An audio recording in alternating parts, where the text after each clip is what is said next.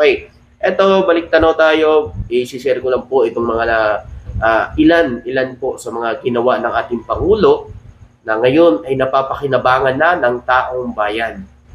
Na kahit anong paninira ng mga didiles, kahit anong bato ng paninira sa administrasyon, sa ating Pangulo, eto, ginawa pa rin ng presidenteng ito at ngayon napapakinabangan na ng sambayan ng Pilipino. Unahin muna natin itong Pasig Esplanades. Sino na ho ba ang nakapunta dyan sa Pasig Esplanades? Kasi yan ho mga kababayan, nung nasa Maynila ko, lagi po ako doon, nag-update. Napakaganda doon mga kababayan. May mga na-interview na tayo doon, Mala, Italy, pasyalan, di ba? Napapahanga pati nga yung mga turista, no? Yung ibang lahi. Siyempre maraming salamat din kay First Lady dito sa Pasig Esplanades mga kababayan. Talagang tinulungan niya ang ating Pangulong Bongbong Marcos na maisatuparan ito, no? Itong Pasig Esplanades kay First Lady Lisa Araneta Marcos. Okay, ito, panoorin muna natin ito. Ngayong taon, inilunsad ng Pangulo at unang Ginang Lisa Araneta Marcos ang Phase 3 at 4 ng Pasig River Urban Development Project. Mas pinalaki, mas pinaganda, at mas ligtas na ang diba, sinasabi ng mga didiles na wala daw ginagawa ang presidente. Siguro naman sa lawak ng Pasig Esplanades na yan mula doon sa Port Santiago hanggang Arroceros na, malapit na sa City Hall ng Maynila, imposible na walang DDS pong naghawi dyan. Diba? Imposible na walang nagawing DDS dyan at namasyal sa Pasig Esplanades na yan, mga kababayan. Sa lawak po niyan. Diba? Sana matauhan na yung mga yan, no? Sa mga pinagsasabi nila na wala daw nagagawa ang presidente natin. Diba? Ano to? Ano to? Bulag-bulagan na lang? Pero pa nga maangkin yan Sabi ko nga lang sa live ko dyan dati. Sabi ko, paano magkaka-Duterte ito? Ngayong 2023 lang ito nag-umpisa. Paano ginawa ito ni Duterte? 2023 lang ito nag-umpisa itong paggawa diyan sa Pasig Esplanades, mga kababayan. Diba? Tuloy natin. Pasig River Esplanade at Maestran ng Esplanade para sa mga taong nakakas dito. Dahil sa tingnan niyo naman daming tao, di ba?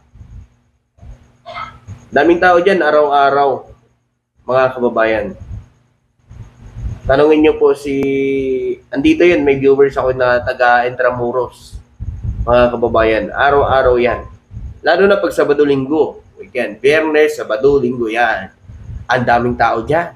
Talo yung Dolomite dyan. Wala akong ibubuhay Dolomite dyan. Kasi ang Dolomite, ang init lang ho ang meron doon.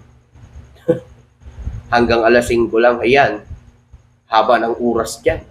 Alam nyo, ano man ang ginawa nila, ano man paninira nila, kita talaga natin sa ating Pangulo, determinasyon niya para talagang hindi nagpa-apekto sa mga paninira sa kanya. Tinuloy niya ang mga talagang ginagawa niya na alam niya mapapakinabangan ng mga tao. Diba? Tingnan niyo to mga kababayan. Pasig Esplanades, kita niyo naman kung gaano karaming tao na pupunta. Diba? So, isa lang po yun. Talagang hindi sila nagtagumpay. Kasi, siyempre, nakikita na naman iba nating mga kababayan madidis lang naman kasi kahit na namamasyal na nga dyan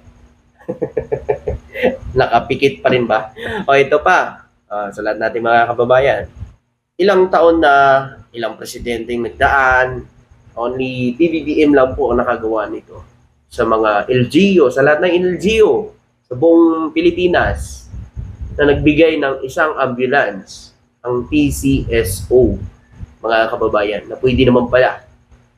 Isa po yan sa mga hangarin ng ating Pangulo na ilapit sa mga Pilipino, mga kababayan, Pilipino, ang medical, no? Yung serbisyo ng gobyerno. Kaya saludo ako sa ating Pangulo dahil ginawa niya ito. Isang ambulance sa isang LGU sa buong Pilipinas ay nabigyan lahat, mga kababayan. Diba? So, yan ang ayaw nila sa ating Pangulo kasi, mga kababayan, ginagawa ni PBBM ang trabaho niya. Pabango daw yan.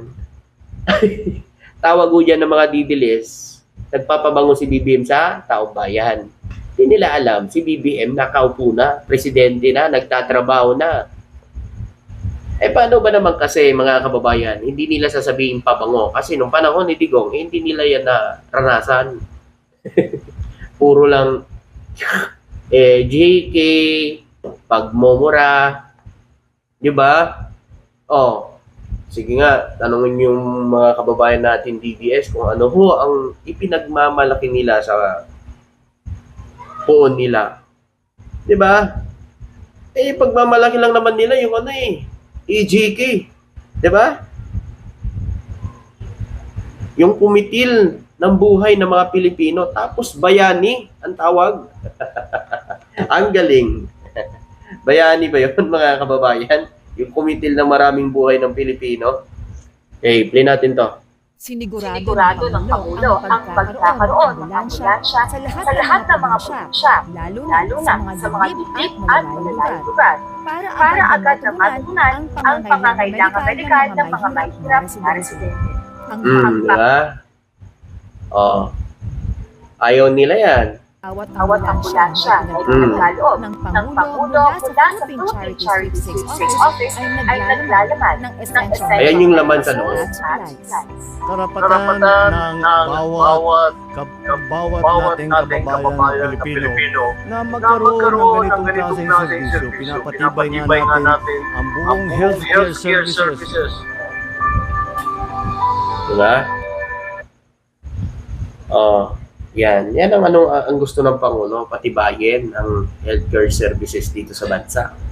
Okay, tuloy natin. Binigyang halaga ng Pangulong Marcos Jr. ang kapakanan ng train riders na kinabibilangan ng mga estudyante, senior citizens, persons with disability, at mga pamilyang namamasyal tuwing araw ng linggo. Ito rin. Mga kababayan, may promo pa dyan. No? Yung pamilya kayo, maglinggo, may promo Ang Pamilya Pass 1+. ay 1 plus 3. Okay? So, bibili ka ng isa, may pray ka na 3. Okay? So, nanay, tatay, si kuya, si ate, 4. Libre ang 3.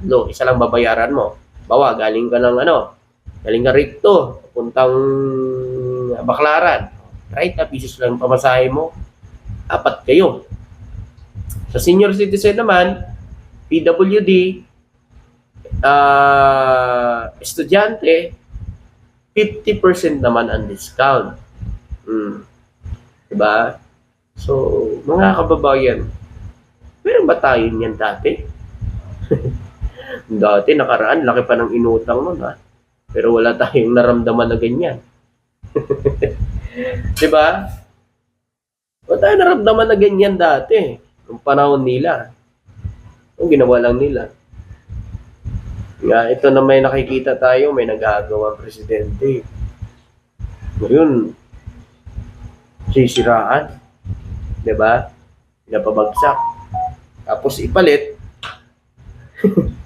Yung walang utak. Yung panay ang paninira.